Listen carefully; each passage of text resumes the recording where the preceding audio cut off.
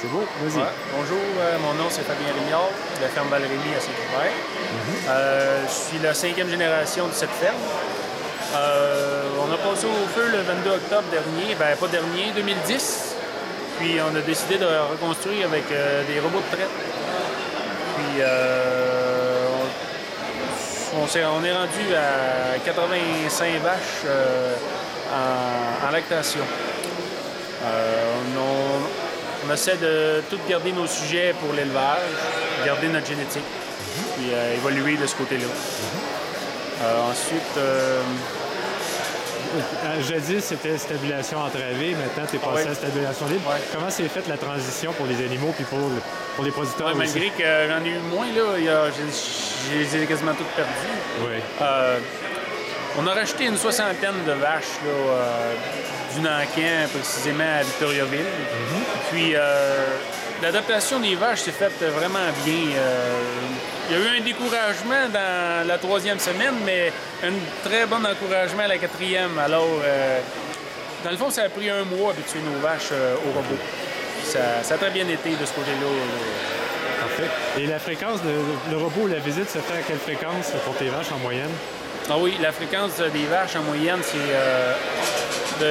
on a eu presque... On a eu 3,5 passages. C'était le plus élevé qu'on a eu. On se tient entre 3,3 et 3,4. OK. Ouais. Puis ton ambition dans le futur, c'est d'augmenter un petit peu le troupeau? Parce que là, vous avez deux robots, donc ils ne sont pas utilisés à pleine capacité. Oui. Ce que tu disais, c'est que le fait qu'ils ne sont pas utilisés à pleine capacité, ça facilite la circulation des animaux, donc les traites plus fréquentes. Par contre, il faut rentabiliser ça, peut-être aller chercher un petit peu plus. Explique-moi comment est-ce que tu peux aller chercher un peu plus de rentabilité là-dessus.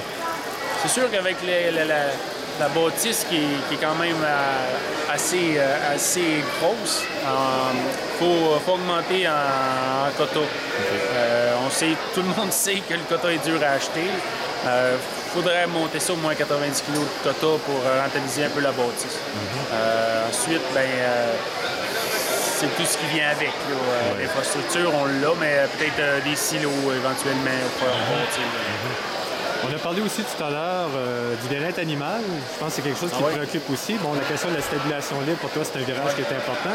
Il y a quelques particularités, on s'est parlé tout à l'heure, au niveau, par exemple, de la litière des vaches. Explique-moi un petit peu ce qu'il y en est. On a décidé de mettre nos vaches sur sable. Côté confort, côté santé des pattes, je pense que c'est bénéfique versus l'usure de l'équipement. Okay. D'après moi, c'est bénéfique. C'est sûr qu'éventuellement, on pourrait évoluer là-dessus, mais toutes nos vaches maintenant sont sur le sable. Ils ont un bon 10 pouces de sable, les vaches. Ils sont confortables. Bon. Parfait.